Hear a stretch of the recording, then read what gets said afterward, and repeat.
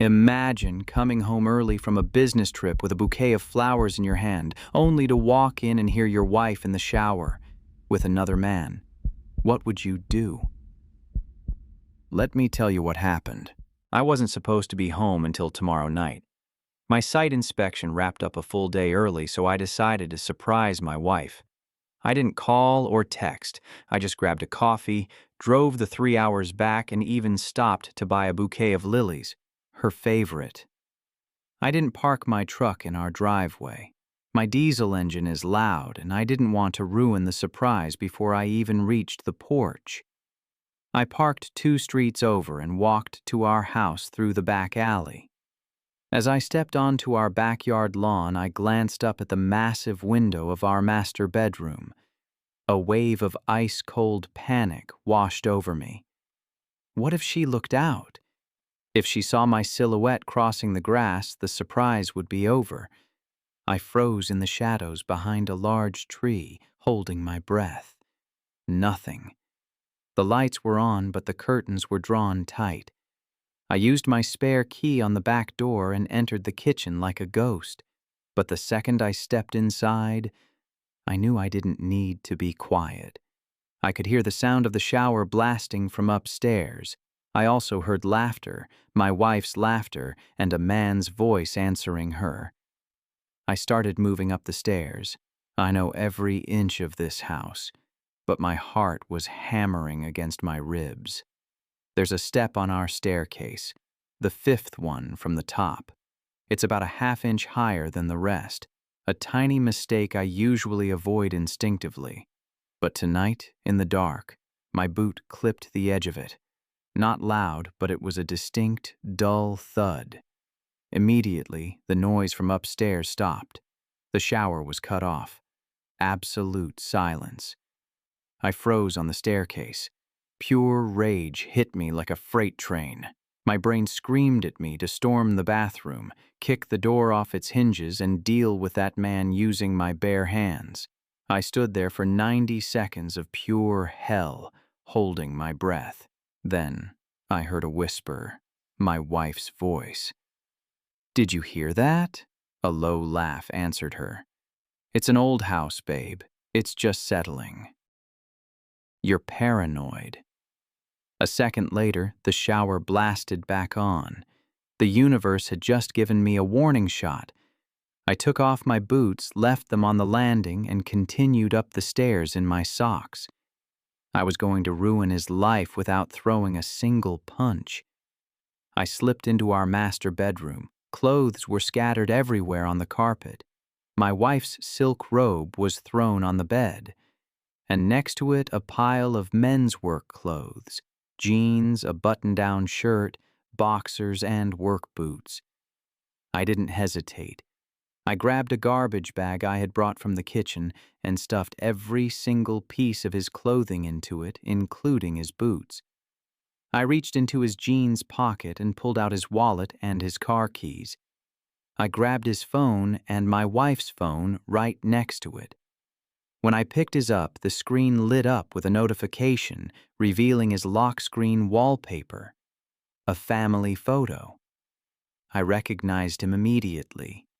He was our neighbor from down the street, a married man with 2 kids, someone I had a beer with in my own backyard just last weekend. The plan formed in my head right then and there. I checked my watch. I had been inside the house for exactly 4 minutes. I had to make sure he couldn't just steal my clothes. I quickly grabbed my work shirts, my jeans, and my sneakers from the closet and dumped them on the floor of the guest room, locking the door behind me. I wanted him to have absolutely nothing to wear. With the bag of his life in my hand, I ran downstairs. I snapped a few pictures of his ID and the clothes for my lawyer, then shoved the bag behind a stack of winter tires in the garage. I kept only his wallet, his keys, and both of their phones. With the trap set in the bedroom, I had one more piece of plumbing to handle. Literally. I walked quietly down the hall and opened the door to the basement. I found the main water shutoff valve, but any idiot can turn a valve back on if they get desperate enough. I wasn't going to leave that to chance. I grabbed a Phillips head screwdriver from my workbench, unscrewed the butterfly handle completely, and dropped the heavy metal piece into my pocket. Instantly, the pipes groaned. Upstairs, the heavy flow of the shower sputtered, coughed, and completely died. They were now standing in a cold tub, covered in soap with 0 water pressure. I walked out the front door, pulling it shut quietly behind me. I pressed the unlock button on his key fob. Down the street, his silver SUV flashed. He had parked away from the house, too. I pulled out my own phone and dialed his wife's number. It rang 3 times. "Hey," she said, sounding completely normal. "My husband isn't over there with you, is he?" I kept my voice deadpan, cold. "Listen to me carefully. Your husband is currently standing naked in my upstairs shower with my wife. His car is parked down the street from my house. I suggest you get over here right now if you want to see the show." I hung up before she could answer. I walked over to my other neighbor's house, a retired Army vet, sat down on his porch steps, placed the guy's car keys and wallet next to me, and waited. 10 minutes passed. I could only imagine the pure panic happening inside my master bathroom. No water, no towels, no clothes. Then I heard it. The unmistakable squeak of the hinges on my backyard fence. The rat was making a run for it. I didn't move a muscle. I just sat on the porch and watched as he squeezed through the gate into the alleyway. He looked absolutely pathetic. He was wearing my wife's fluffy pink bathrobe, which barely reached his knees. He had a white towel wrapped tightly around his head to hide his face, and he was sprinting barefoot on the concrete toward his SUV. He reached the car and yanked the door handle. Locked. He patted the pockets of the pink robe. Nothing. He froze, looking around like a trapped animal. Right on cue, a minivan turned the corner with its tires squealing. It was his wife. She slammed on the brakes and stepped out. For a second, she just stared. There was her husband, shivering in the evening air, wearing a pink bathrobe. I stood up from the porch. I didn't run, and I didn't yell. I just walked down the driveway with his wallet and his car keys in my hand. "I am so incredibly sorry you have to see this," I said quietly. "He just jumped my back fence. His clothes are in my garage, but he left these behind."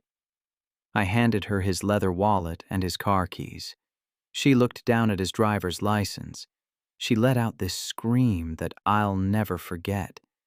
It was just pure heartbreak. Right at that moment, the front door of my house slowly creaked open. My wife stepped out onto the porch, dripping wet, wrapped tightly in a white bedsheet. She was looking for him. Instead, she found a neighborhood spectacle. The color completely drained from her face. The shock in her eyes was absolute. I didn't stick around to watch his wife tear him apart in the street. I walked straight past my wife, back into my own house.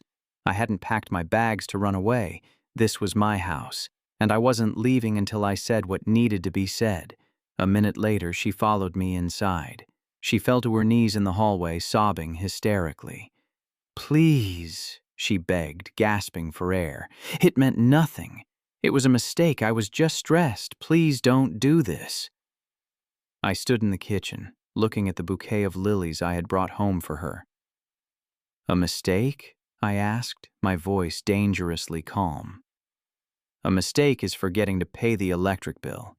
You don't accidentally end up in the shower with our married neighbor." "I love you," she cried. "We can fix this. We can go to counseling." I looked down at her. "Fix this?" Exactly 1 week ago, we were sitting on that couch. We spent 2 hours looking at a baby name book, trying to decide what we were going to name our first son. We talked about building a nursery. And today, I find you doing this in the house I pay for. She buried her face in her hands, wailing. There was no defense. The hypocrisy was just unbelievable. "I'm not fighting you," I said, picking up my duffel bag. "I'm not screaming. But I am done. You'll be hearing from my lawyer." I walked out the back door, got into my truck, and drove away. Visual transition. GTA 5 gameplay begins to fade. A quick 3-second CapCut proof of work transition flashes. The legal fallout was brutal, but I was ready.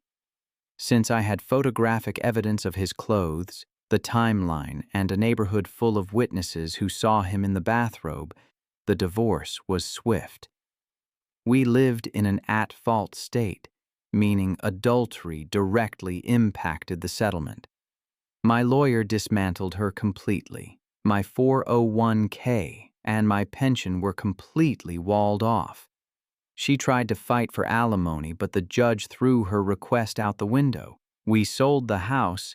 The HOA was practically begging us to leave anyway and split the equity. I took my half, closed our joint accounts, and moved on with my finances fully intact. As for the neighbor, his wife divorced him, took primary custody of their kids, and kept their house. He ended up renting a tiny apartment across town, his reputation completely ruined. Look, gentlemen, true power isn't about throwing punches when you're betrayed. It's about keeping your head cold and your assets protected. The author of today's story proved that the absolute best revenge is letting the trash take itself out while you walk away with your dignity and your finances intact. I want to hear your thoughts on his strategy down in the comments, so let me know if he played it perfectly or if you would have done something different. If you appreciate these original stories about hard lessons and self-respect, hit that subscribe button and join the club. Stay sharp, stay focused, and I'll see you in the next one.